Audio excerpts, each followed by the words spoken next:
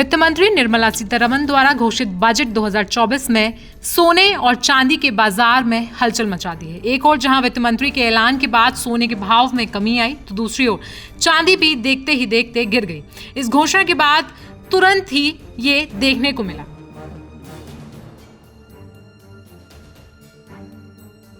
सोने के दाम में गिरावट के बाद MCX पर सोना 5.40% गिरकर 66,792 रुपए प्रति 10 ग्राम पर आया, तो वहीं चांदी के दाम 4.57 घटकर 85,125 रुपए प्रति किलो हो गए। सराफा बाजार का रुख करें तो आपको बता दें कि सोना देखते ही देखते एक दिन में करीब 4,000 रुपए प्रति 10 ग्राम सस्ता हो गया, जबकि चांदी भी 3,257 रुपए प्रति किलो गिर गई। आम जनता के लिए उन्होंने जो सोना चांदी के ऊपर 6% ड्यूटी कम की है, इसका अगले महीने से इसका असर आएगा। सोने और चांदी में शायद भाव कम होने चाहिए, क्योंकि इतनी महंगाई हो गई है और सारी चीज़ें महंगी होने के कारण से सोना और चांदी लोग खरीदने से दूर हो गए। अब ऐसा लगता है कि वापस हिंदुस्तान में वही पहले जो सोने की चिड़िया कहा जाता था, उसी तरह से लोग सोना और चांदी खरीद कर अपना हमेशा की इमरजेंसी के लिए एक फंड इकट्ठा कर सकते हैं। कस्टम ड्यूटी में कटौती। बजट में सोने और चांदी पर कस्टम ड्यूटी को 10% से घटाकर 6% कर दिया गया है। साथ ही प्लैटिनम पर सीमा शुल्क को भी कम करके इसके अलावा वित्त मंत्री के बजट ऐलान के मुताबिक इंपोर्टेड ज्वेलरी पर भी कस्टम ड्यूटी में कटौती की गई है। सोने चांदी में भी इन्होंने कस्टम ड्यूटी घटाई है, तो निश्चित रूप से ये भी एक बाजार का ही हिस्सा होता है।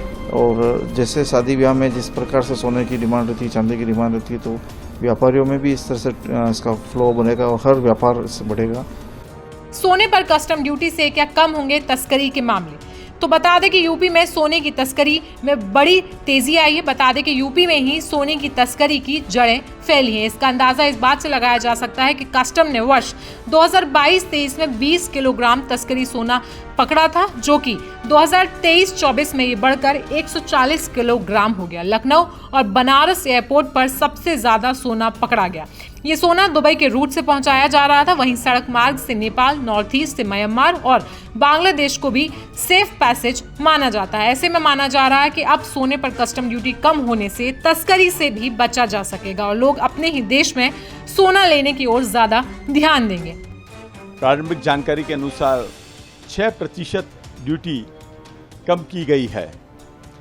इससे न केवल व्यापारियों को फायदा होगा, अपितु निश्चित रूप से सरकार को भी फायदा होगा, क्योंकि कस्टम ड्यूटी अधिक होने से सोने और चांदी की जो तस्करी बड़े स्तर पर हो रही थी, उस पर निश्चित रूप से लगाम लगेगी, सरकार को ड्यूटी मिलेगी।